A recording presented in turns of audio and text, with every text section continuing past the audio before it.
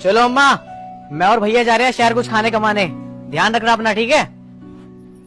छोटे, अम्मा का ध्यान रखियो। भैया 1 मिनट रुकना।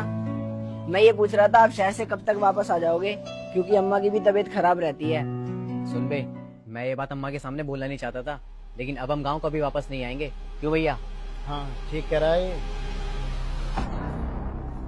और वैसे भी रखा क्या है इस गांव में? अबे तू होगा अनपढ़ गंवार, हम दोनों पढ़े लिखे हैं। शहर में कमाएंगे और वहीं शिफ्ट हो जाएंगे। अरे भैया ऐसा मत बोलो, अम्मा की 1 हफ्ते की दवाई 1000-1500 रुपए की आती है। मैं अकेला कब तक कर लूंगा। अबे तो हम क्या करें? तुम दोनों के चक्कर में अपना फ्यूचर खराब कर ले क्या? हमें भी आगे बढ़ना है, खाना कमाना है, या तेरी तरह रहे इस सड़े हुए गाँव में? देख, मोहल्ले वाले देख रहे हैं, ज्यादा तमाशा मत करवा। रही बात अम्मा की, तो अम्मा को किसी सरकारी अस्पताल में जाके पटक दियो। जरूरी है प्राइवेट में इलाज करवाना? क्यों इतनी टेंशन ले रहा है? चलो हम चलते हैं। आओ भैया।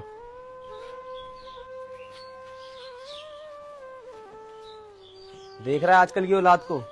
खैर, जो ये अपने माँ बाप के साथ कर रहे हैं ना, एक दिन इनके आगे भी आएगी। चला।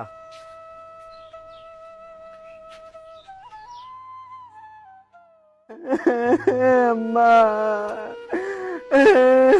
अरे यार, ये तो 2 दिन से रोए जा रहा है। चलो भैया, अब फीता सीधे पकड़ना, ठीक है? बस बस, ऐसे ऐसे ऐसे। चलो चलो चलो। हाँ बस बस बस बस बस, ऐसे ही सीधा करो भैया, सीधा। ये लो भैया, ये पूरी 150 गज जमीन है। 50 गज तुम रख लेना, 50 मैं रख लूंगा, और 50 इसको दे देंगे। अबे तुम्हें शर्म आनी चाहिए यार। तुम्हारी अम्मा को गए हुए अभी 2 दिन भी नहीं हुए और तुम अभी से जमीन नापने लग गए। तुमसे ज्यादा बेइज्जत इंसान मैंने कभी नहीं देखा। देखो भाई, ये हम तीनों भाइयों के आपस का मामला है, तुम बीच में मत बोलो। हाँ सही कह रहा है ये। तू के बीच में बोल रहा है? क्यों ना बोले भाई बीच में? क्यों ना बोले? अरे हम तो बोलेंगे, किसी का डर लग रहा है हमें? हमने अपनी आंखों से देखा है, तुम दोनों भाई इसके भरोसे अपनी माँ को छोड़ के गए थे।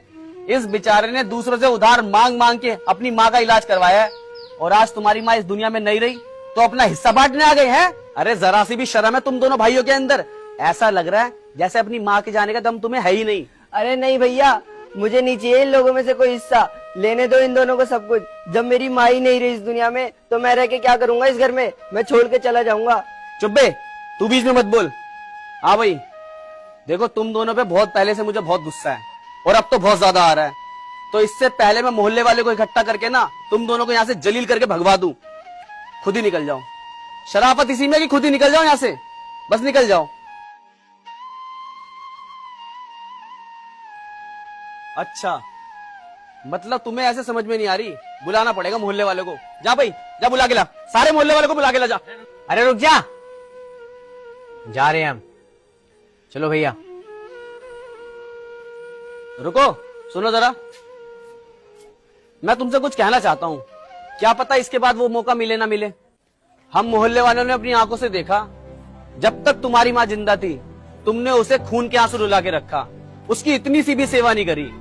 एक बात ध्यान रखना, बच्चे तो तुम्हारे भी है छोटे छोटे, कभी ना कभी तो तुम्हारे बच्चे भी बड़े होंगे। जैसा तुमने अपनी माँ के साथ किया है ना, जैसा तुमने अपनी माँ को खून के आंसू रुलाए हैं, तुम्हारे बच्चे भी तुम दोनों को खून के आंसू जरूर रुलाएंगे। ऊपर वाले का इंसाफ जरूर होगा, उस दिन का इंतजार करना तुम। जाओ।